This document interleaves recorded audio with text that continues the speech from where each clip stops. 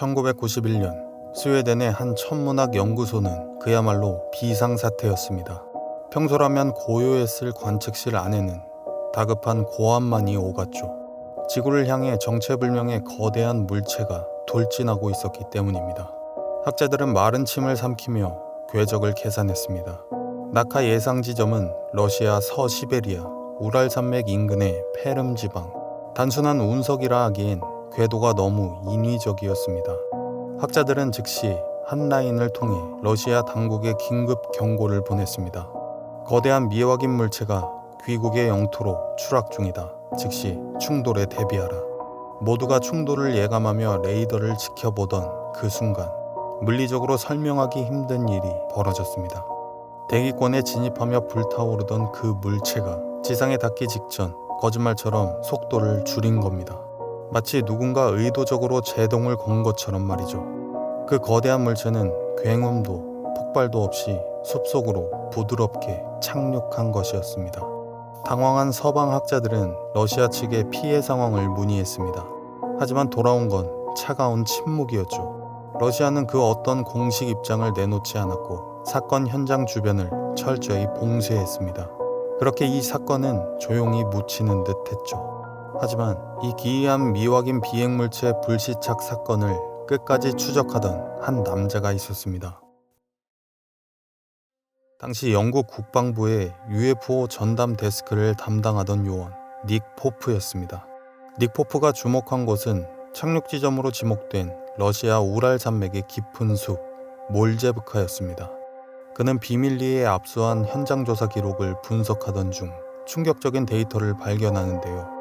숲의 입구부터 특정 지점까지 마치 누군가 길을 안내하듯 우라늄 수치가 높게 측정된 것입니다. 누군가 방사능 물질을 흘리며 이동한 듯한 길. 닉 포프는 이 흔적을 단순한 우연이 아니라고 주장했습니다. 그 길의 끝은 1983년 지질학자 에밀 바추린이 발견했던 미스터리의 시작점과 맞닿아 있었기 때문이죠. 바추린이 눈 덮인 숲 한가운데에서 발견했던 지름 62m의 완벽한 원형 자국, 그 주변에는 어떤 발자국도 중장비의 흔적도 없었습니다. 오직 눈을 순식간에 녹여버린 강렬한 열기의 흔적뿐이었죠. 이곳은 현지인들 사이에서도 M존이라 불리는 기이한 장소였습니다. 이 숲에 발을 들이는 순간 멀쩡하던 손목시계가 멈추거나 나침반 바늘이 방향을 잃고 미친 듯이 회전하는 현상이 빈번했기 때문인데요. 더욱 기묘한 건 마을 사람들의 증언이었습니다. 이 숲을 대하는 태도가 극과 극으로 갈렸죠. 누군가는 이 숲에 다녀오면 앓던 병이 낫는다며 치유의 성지라고 불렀지만 다른 누군가는 절대 입에 담아서는 안 될 것을 목격했다고 주장했습니다. 그들은 숲 깊은 곳에서 인간이 아닌 존재들을 봤다고 말했습니다. 키가 크고 팔이 무릎 아래까지 내려오는 기괴한 형체의 생명체들. 놀랍게도 그들이 러시아 군복을 입은 과학자들과 섞여서 무언가를 실험하는 듯한 모습을 봤다는 목격담이 줄을 이었습니다. 단순한 시골 마을의 과장된 괴담이었을까요? 하지만 닉 포프는 이것이 구소련 시절부터 이어져 온 거대한 국가 프로젝트의 일부라고 확신했습니다.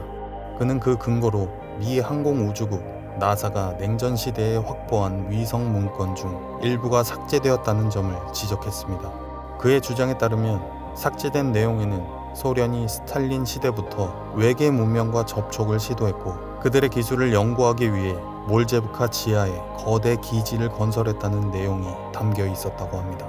지상에는 평범한 숲처럼 위장해놓고 지하에는 인간과 외계인이 정보를 교환하는 비밀 시설을 운용했다는 것이죠. 닉 포프는 이 내용을 세상에 알리기 위해 조사를 확대하려 했습니다.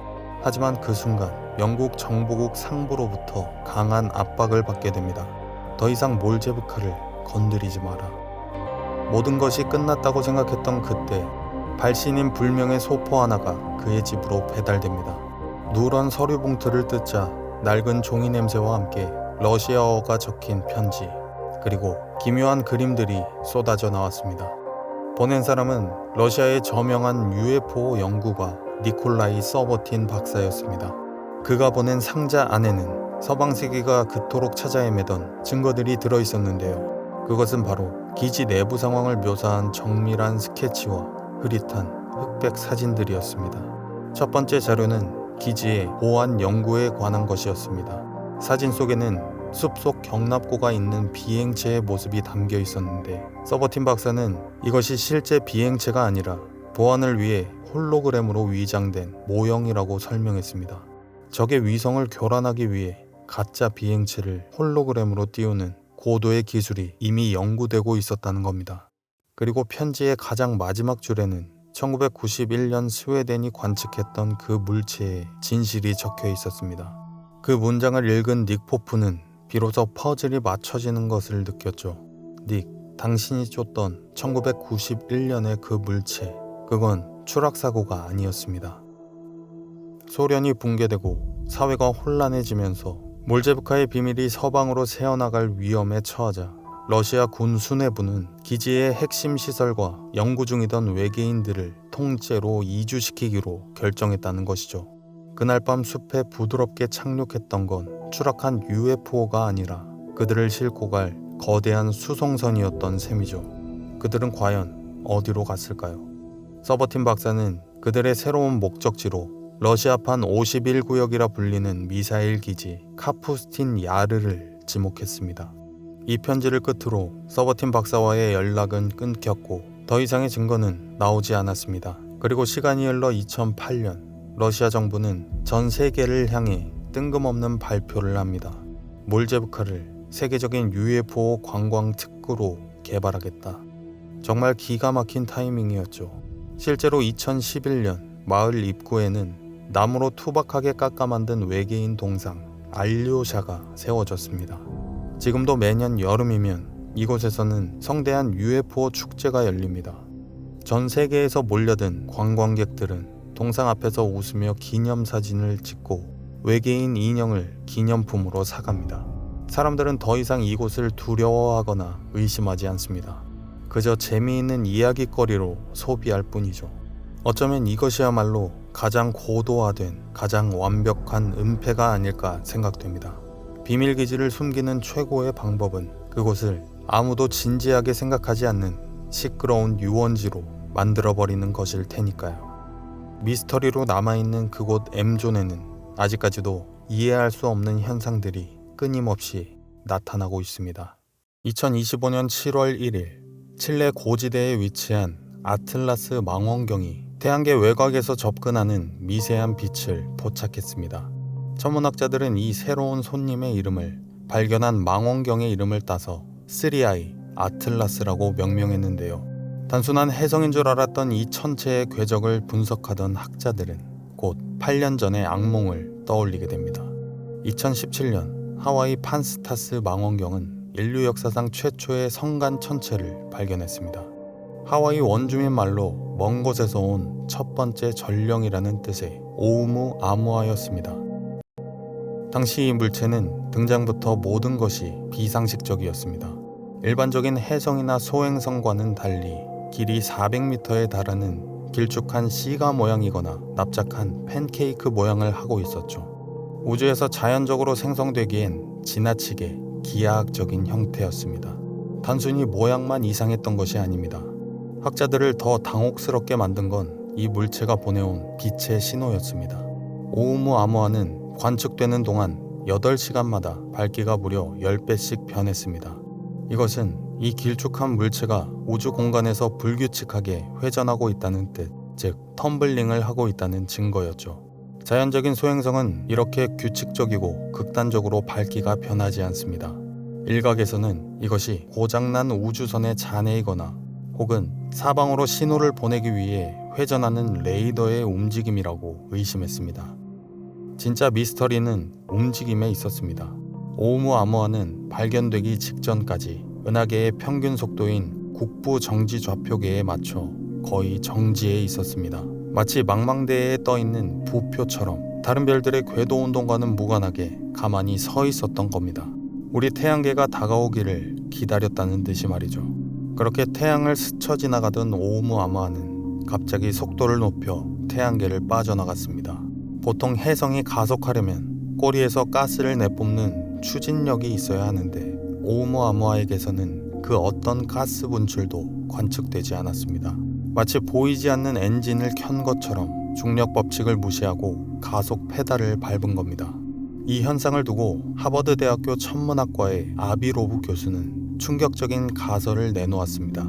이것은 자연 천체가 아니다. 태양빛의 압력을 이용해 추진하는 솔라세일, 즉 외계 문명의 정찰선이다. 그의 주장대로라면 오umuamwa는 우리 태양계를 그리고 지구를 스캔하고 지나간 셈이 됩니다. 단순히 괴짜 교수의 주장이 아니었습니다. 주류 학계에서도 오umuamwa를 쫓아가기 위한 프로젝트 라이라를 진지하게 논의했기 때문입니다.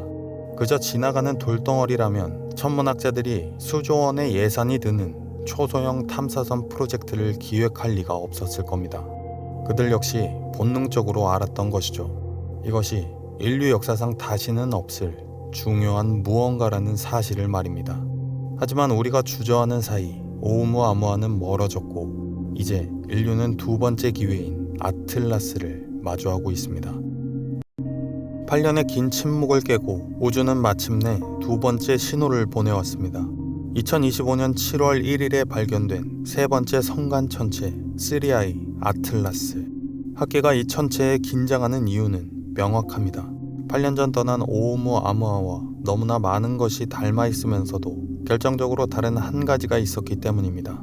이들의 이질성은 2019년에 찾아왔던 두 번째 성간 천체 투아이 보리소프와 비교하면 더욱 선명해집니다. 보리소프는 아주 평범했습니다. 꼬리도 있었고 가속도 하지 않았으며 성분도 일반 해성과 같았습니다. 보리소프의 존재는 역설적으로 오umuamwa와 아틀라스가 얼마나 이질적인 존재인지를 증명해줍니다. 자연적인 돌덩어리는 보리소프처럼 보여야 하기 때문입니다. 하지만 아틀라스는 달랐습니다.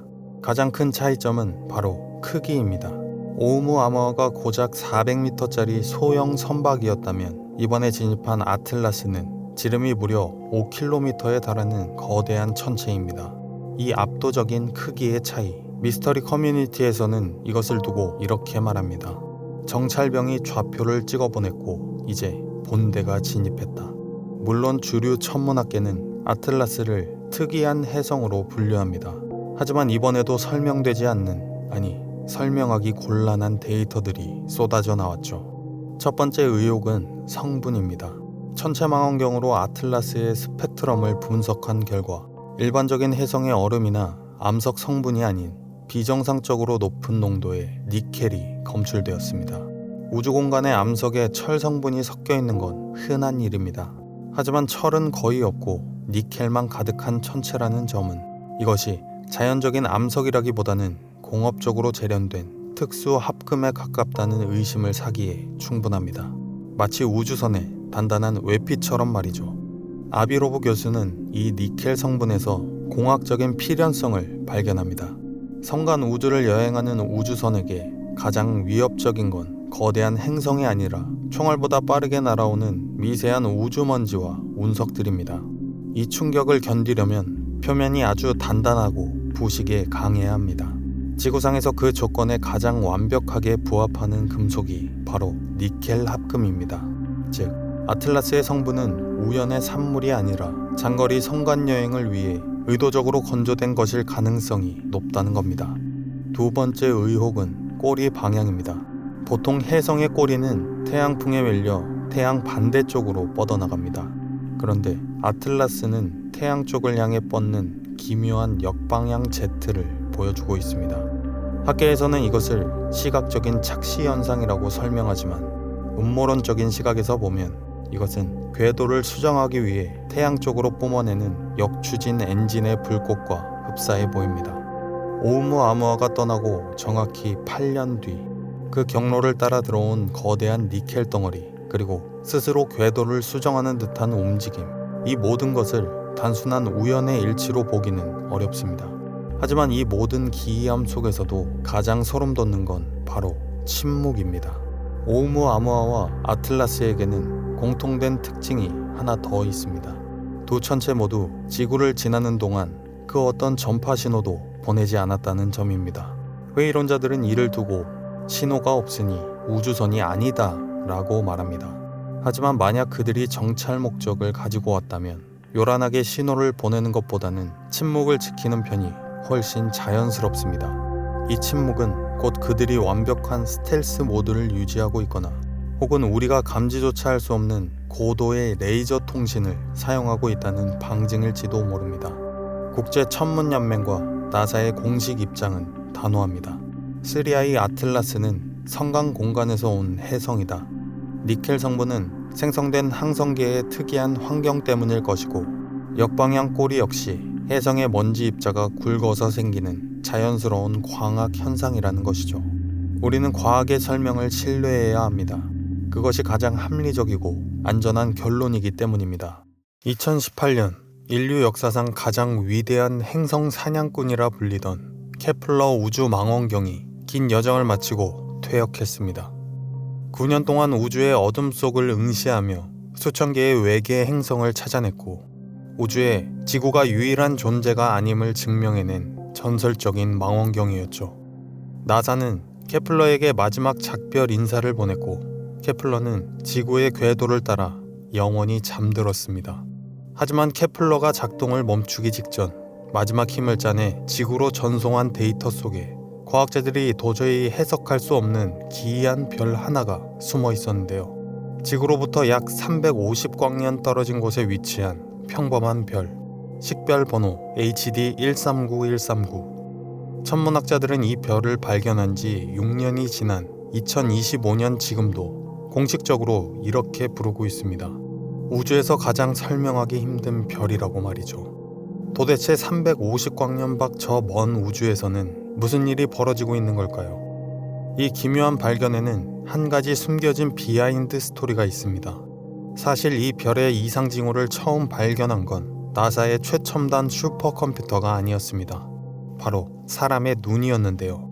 케플러 망원경이 보내오는 데이터는 그 양이 너무 방대해서 AI 알고리즘이 1차적으로 분석을 합니다. AI는 규칙적인 신호, 즉 패턴을 찾는데 특화되어 있죠. 그런데 HD 139139는 AI의 필터링을 그냥 통과해버렸습니다. 왜냐하면 신호가 너무 무작위였기 때문에 컴퓨터는 이것을 별일 아니라고 그저 우주의 잡음이라고 판단하고 넘겨버린 것이죠.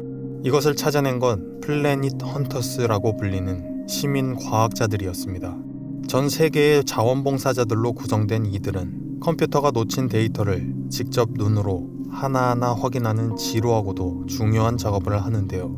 어느 날 그들의 눈에 뭔가 이상한 것이 포착되었습니다. 분명 별빛이 줄어들긴 하는데 그 타이밍이 도저히 설명이 안 되는 별이었습니다.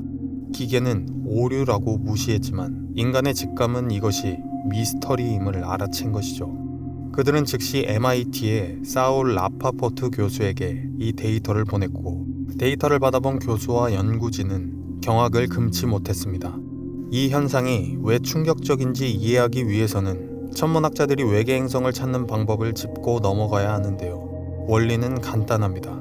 별은 스스로 빛을 냅니다. 만약 그 별 주변을 도는 행성이 있다면 행성이 별 앞을 지나갈 때마다 별빛이 아주 미세하게 가려지겠죠. 이것을 트랜짓 현상이라고 합니다. 여기서 핵심은 규칙성입니다. 행성은 궤도를 돕니다. 즉 공전을 하죠. 따라서 별빛이 어두워지는 현상은 시계처럼 정확한 주기로 반복되어야 합니다. 예를 들어 누군가 외계에서 태양계를 본다면 지구는 정확히 365일에 한 번씩 태양을 가릴 겁니다. 목성은 12년에 한 번씩 가리겠죠. 이것이 우리가 아는 우주의 질서이자 상식입니다. 그런데 케플러 망원경이 관측한 87일 동안 HD 139139는 이 상식을 산산조각냈습니다. 이 별은 그 짧은 기간 동안 무려 28번이나 빛이 깜빡였는데요. 문제는 그 타이밍이었습니다. 첫 번째 깜빡임 이후 5시간 뒤에 또 깜빡입니다. 그러다 갑자기 11일 동안 잠잠하더니 또다시 깜빡였죠. 어떤 때는 하루에 4번 연속으로 깜빡이기도 했습니다. 과학자들은 필사적으로 패턴을 찾으려 했습니다. 숨겨진 규칙이 있을 거라 믿고 수학자들까지 동원되었지만 결론은 충격적이었습니다. 패턴이 없다. 완전히 무작위다. 이 말은 즉 별 앞을 가리는 물체들이 공전하지 않는다는 뜻입니다. 궤도 운동을 하지 않고 제멋대로 움직이는 천체라니 물리학적으로 있을 수 없는 일이죠. 그래서 학계는 이 별에 랜덤 트랜시터라는 기이한 별명을 붙였습니다. 가장 먼저 제기된 가능성은 소행성 무리였습니다. 우주를 떠돌던 거대한 소행성 때나 혜성의 파편들이 우연히 이 별 앞을 지나갔다면 주기가 불규칙할 수도 있으니까요. 하지만 데이터를 자세히 들여다본 과학자들은 여기서 두 번째 충격에 빠지고 맙니다. 타이밍은 제멋대로인데 별빛이 줄어드는 깊이와 모양이 소름 돋을 정도로 똑같았기 때문이죠. 자연 상태의 소행성이나 바위 덩어리들은 크기와 모양이 제각각입니다. 어떤 건 크고 어떤 건 작고 어떤 건 찌그러져 있어야 하죠. 그렇다면 별을 가리는 그림자의 크기도 들쑥날쑥해야 정상입니다. 그런데 HD 139139를 가린 28개의 물체들은 마치 공장에서 찍어낸 것처럼 규격이 동일했는데요. 비유하자면 이런 상황입니다. 여러분이 창밖을 보고 있는데 도로 위에 버스가 지나갑니다. 버스는 노선이 있으니 규칙적인 시간에 오죠. 그게 행성입니다. 반대로 바람에 날리는 낙엽은 불규칙하게 날아옵니다.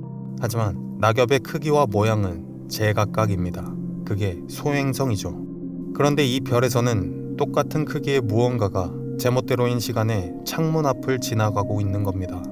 자연계에서 이런 일이 일어날 확률이 얼마나 될까요? 이것은 우연이라 하기엔 너무나 인위적이었습니다. 과학자들은 패닉에 빠졌지만 포기하지 않았습니다. 가능한 모든 자연적 요인을 찾기 시작했죠. 하지만 하나씩 검증할 때마다 미스터리는 더 깊어지는데요. 첫 번째는 흑점이었습니다. 별 표면에 생기는 거대한 흑점이 자전하면서 우리 눈에 보였다 안 보였다 하는 걸 수도 있으니까요. 우리 태양도 흑점이 있으니까 말이죠. 하지만 이 가설은 기각되었습니다. 별의 흑점은 별이 자전하는 속도에 맞춰 나타나야 하는데 이 깜빡임은 별의 자전 주기와 전혀 맞지 않았기 때문입니다. 게다가 몇 시간 만에 생겼다가 사라지는 거대한 흑점은 존재하지 않습니다. 두 번째는 쌍성이었습니다. 근처에 보이지 않는 또 다른 별이 있어서 중력으로 장난치는 건 아닐까. 하지만 정밀 관측 결과 이 별은 외톨이였습니다. 마지막으로 남은 요인은 붕괴하는 행성이었습니다. 행성이 부서지면서 생긴 파편들이 불규칙하게 도는 것일 수도 있다. 하지만 그렇다면 먼지구름 때문에 빛의 파장이 달라져야 하는데 HD 139139의 빛은 너무나 깨끗했습니다. MIT의 사울 라파포트 교수를 비롯한 연구진은 결국 논문을 통해 이렇게 고백했습니다. 우리는 행성, 소행성, 쌍성, 흑점 등 가능한 모든 시나리오를 검토했지만 이 현상을 설명할 수 있는 것은 단 하나도 없었다. 자연적인 설명이 모두 막혔을 때 과학자들은 아주 조심스럽게 하지만 필연적으로 금기시 되던 가설 하나를 꺼내들 수밖에 없었는데요. 바로 인공 구조물입니다. 이 별 주변에 누군가 거대한 구조물을 건설하고 있다면 어떨까요? SF 소설이나 영화에서나 보던 다이슨 스피어 같은 것 말입니다. 고도로 발달한 문명, 즉 카르다쇼프 척도 2단계 이상의 문명이 별의 에너지를 100% 활용하기 위해 별을 감싸는 태양광 패널을 설치하고 있는 단계라면 이 미스터리가 풀립니다. 아직 공사가 끝나지 않아 뼈대만 있는 구조물들이 별 주변을 돌고 있다면 그 구조물들의 규격은 똑같을 테니 별을 가리는 크기도 일정할 겁니다. 그리고 수많은 패널이 복잡하게 얽혀서 돌아가고 있다면 멀리 떨어진 우리 눈에는 그 움직임이 무작위처럼 보일 수도 있겠죠. 우리는 지금 누군가의 거대한 우주 건설 현장을 목격하고 있는 것일지도 모릅니다. 혹은 더 섬뜩한 가설도 있습니다. 이것이 단순한 그림자가 아니라 누군가 의도적으로 보내는 신호일 가능성입니다. 마치 바다에서 조난당한 사람이 거울로 햇빛을 반사해 모스부호를 보내듯이 누군가 거대한 셔터로 별빛을 가렸다 치웠다 하며 우주를 향해 메시지를 송출하고 있는 것이라면, 그렇다면 그 불규칙해 보이는 깜빡임은 사실 우리가 해석하지 못하는 그들만의 암호일지도 모릅니다. 물론 이것은 아직 가설일 뿐입니다. 하지만 우리가 주목해야 할 것은 그 결말입니다. 2019년 이 별이 발견된 이후 6년이 지난 지금까지도 전 세계의 어떤 천문학자도 이 별의 정체를 밝혀내지 못했습니다. 비슷한 시기에 발견되어 화제를 모았던 타비의 별 사례를 떠올려 볼 수 있습니다. 그 별 역시 불규칙한 깜빡임 때문에 외계 구조물설이 돌았지만 결국 정밀 관측을 통해 불규칙한 먼지 구름이라는 결론이 났습니다. 미스터리는 풀렸죠. 하지만 HD 139139는 다릅니다. 먼지도 행성도 흑점도 아니라는 것이 증명되었고 여전히 설명 불가 상태로 남아 있습니다. 타비의 별이 해프닝이었다면 이 별은 미제 사건인 셈이죠. 케플러 망원경은 수명을 다해 우주의 미아가 되었지만 그것이 마지막으로 남긴 숙제는 여전히 우리를 괴롭히고 있습니다. 2023년 5월 1일 자정이 다 되어가는 시각 미국 라스베이거스 상공에 기이한 현상이 목격되었습니다. 칠흑 같은 밤 하늘을 가르는 거대한 초록색 불덩어리가 나타난 것인데요. 단순한 유성이라고 하기엔 너무나 밝고 가까웠으며 결정적으로 땅으로 곤두박질 치듯 떨어지는 모습이 수많은 사람들의 눈에 포착되었습니다. 당시 순찰 중이던 경찰관의 바디캠에는 이 섬뜩한 녹색 섬광이 밤하늘을 가르는 순간을 생생하게 담고 있었죠. 추락 지점 인근 이웃집의 도어벨 카메라에는 엄청난 충돌음과 함께 충격파가 고스란히 녹음되었는데요. 무언가 거대하고 물리적인 실체가 지상에 충돌했다는 명백한 증거라는 주장이 제기되었습니다. 그리고 불과 몇 분 뒤 라스베이거스 경찰서 911 센터에 한 통의 다급한 전화가 걸려왔습니다. There's like an 8-foot person beside it, and another one's inside, and it has big eyes and looking at us, and it's still there. Okay, where is this on your property? In my backyard. I swear to God, this is not a joke. This is actually we terrified of it. So there's two people or two subjects that are in your backyard? Correct, and they're very large. They're like 8 foot, 9 feet, 10 foot. I don't know. They look like aliens to us. Big eyes. They have big eyes, like I can't explain it. And big mouth. They're shiny eyes and they're not human. They're 100% they're not human. 수화기 넘어 들려오는 소년의 목소리는 공포에 질려 가쁘게 떨리고 있었는데요. 신고자는 앙헬 캔모어라는 10대 소년이었습니다. 그는 자신의 집 뒷마당에 무언가 추락했으며 그곳에 사람이 아닌 존재가 서 있다고 절규했습니다.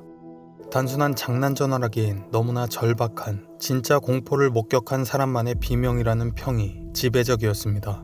신고를 받은 경찰관들조차 긴장할 수밖에 없었는데요. 그들 역시 방금 전 밤하늘을 가른 그 초록색 섬광을 똑똑히 목격했기 때문입니다. 현장으로 향하는 경찰관들의 대화에는 당시의 긴장감을 느낄 수 있는 날 것 그대로의 육성이 담겨 있습니다. One of my partners said they saw something fall out of the sky too, so that's why I'm kind of curious. 이것은 일반적인 가택 침입 신고가 아니었습니다. 인류가 그토록 찾아 헤매던 미지의 존재를 직접 목격한 현장일지도 모르는 긴박한 상황이었죠. 경찰이 현장에 도착했을 때 캔모어 가족들은 뒷마당 입구에 모여 극심한 두려움에 떨고 있었습니다. 가족들은 뒷마당에 세워둔 트럭을 수리하던 중 갑자기 엄청난 굉음과 함께 땅이 울리는 충격을 느꼈다고 진술했습니다. 그리고 자욱한 연기가 거치자 그 속에서 거대한 그림자가 움직이는 것을 목격했다고 주장했죠. 가족들의 증언은 놀라울 정도로 구체적이고 일관되었습니다. 그들은 그 존재가 하나가 아니었다고 말했죠. 키가 3m에 달하는 거대한 두 형체가 뒷마당에 주차된 지게차 뒤에 몸을 숨긴 채 가족들을 훔쳐보고 있었다는 것입니다. 깡마른 몸매에 회색빛 피부를 가졌으며 옷은 걸치지 않은 상태였다고 하는데요. 더욱 충격적인 것은 그들의 얼굴이었습니다. 눈꺼풀이 없는 커다란 검은 눈동자가 깜빡임도 없이 가족들을 빤히 응시하고 있었다고 진술했습니다. 그것은 기계적인 로봇의 움직임이 아니었죠. 목격자는 그들의 가슴이 오르락 내리락하며 거칠게 숨을 쉬는 소리를 똑똑히 들었다고 증언했는데요. 특히 괴생명체의 얼굴 주변 공기가 마치 뜨거운 아스팔트 위의 아지랑이처럼 흐릿하게 왜곡되어 보였다는 진술은 듣는 이들을 소름 끼치게 했습니다. 그것과 눈이 마주친 순간 몸이 마비되는 듯한 공포를 느꼈다고 주장했죠.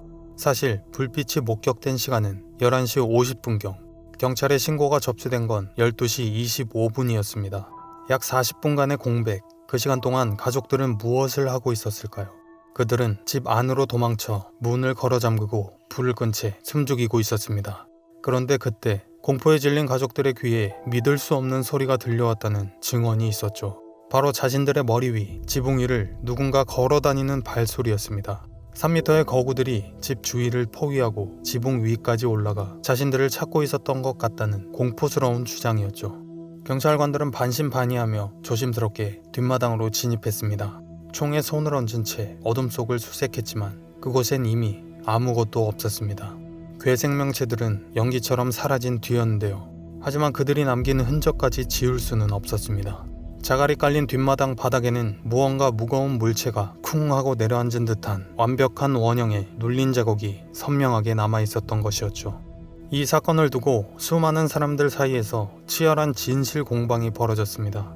대표적인 UFO 회의론자인 믹 웨스트는 영상 속에 보이는 것은 그저 그림자일 뿐이며 가족들이 어둠 속에서 너구리나 코요테를 보고 놀란 것이라고 일축했습니다. 3m짜리 외계인이 아니라 담장 위에 올라간 동물을 착각했다는 것이죠. 하지만 범죄 현장 분석 전문가들의 의견은 달랐습니다. 저명한 분석가 스코트 로더는 공개된 영상을 프레임 단위로 쪼개어 분석한 결과를 통해 회의론자들의 주장을 정면으로 반박했는데요. 영상 속 생명체의 머리 주변이 뿌옇게 흐려지는 현상이 포착되었는데 이것은 단순한 그림자가 아니라 스스로 모습을 감추기 위한 고도의 위장막 기술일 수 있다는 것입니다. 0.5배속으로 느리게 재생된 화면을 보면 독립적으로 움직이는 머리의 형상이 뚜렷하며 이는 너구리 같은 동물의 움직임으로는 설명할 수 없다는 주장이었죠. 여기에 전직 경찰 출신 탐사 보도기자 더그 포바가 가세하며 놀라는 새로운 국면을 맞이하게 됩니다. 그는 사건 직후 캔모어 가족을 직접 만나 심층 인터뷰를 진행했는데요.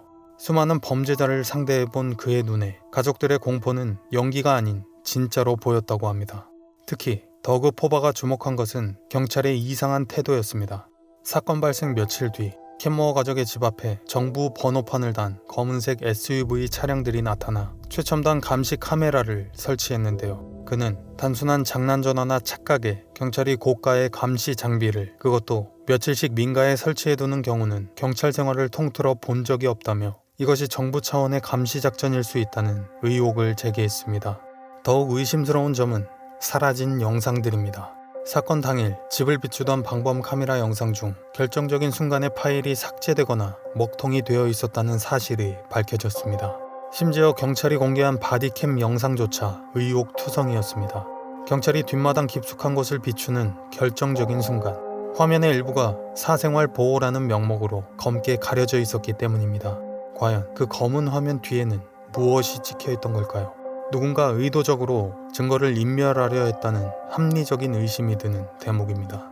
이런 패턴은 1996년 브라질 바르지냐 사건과 소름 끼치도록 닮아있다는 지적도 나옵니다. 당시에도 도심에 추락한 미확인 물체와 괴생명체가 목격되었지만 군대가 출동해 모든 증거를 수거하고는 단순한 오인이라며 사건을 덮어버렸던 정황과 유사하다는 것이죠. 사건이 종결된 후에도 그들의 공포는 끝나지 않았습니다. 목격자 앙헬은 외계인이 사라진 후 집안에서 기이한 폴터가이스트 현상이 시작되었다고 털어놓았는데요. 바람 한 점 없는 방에서 탁자 위에 성경책 페이지가 저절로 넘겨지고 벽에 걸린 십자가가 공중으로 떠올랐다가 뒤집히는 현상을 목격했다고 주장했습니다. 단순한 외계인의 방문을 넘어 무언가 영적이거나 차원적인 존재가 개입된 것은 아니었을까 하는 의문이 제기되었죠. 경찰은 사건을 종결했지만 정작 그 집 뒷마당에는 정부 요원들이 설치한 감시 카메라가 며칠 동안이나 24시간 돌아가고 있었다고 전해지는데요. 정말 아무것도 없었다면 도대체 그들은 무엇을 그토록 감시해야만 했던 것일까요? 2023년 5월의 그날 밤 라스베이거스의 화려한 네온사인 뒤편 어둠 속으로 사라진 그들의 행방은 여전히 미스테리로 남아있습니다. 흔적도 없이 사라진 3m의 거인들. 어쩌면 그들은 다시 돌아간 것이 아니라 우리 주변 가까운 곳에 존재하는 것일지도 모릅니다.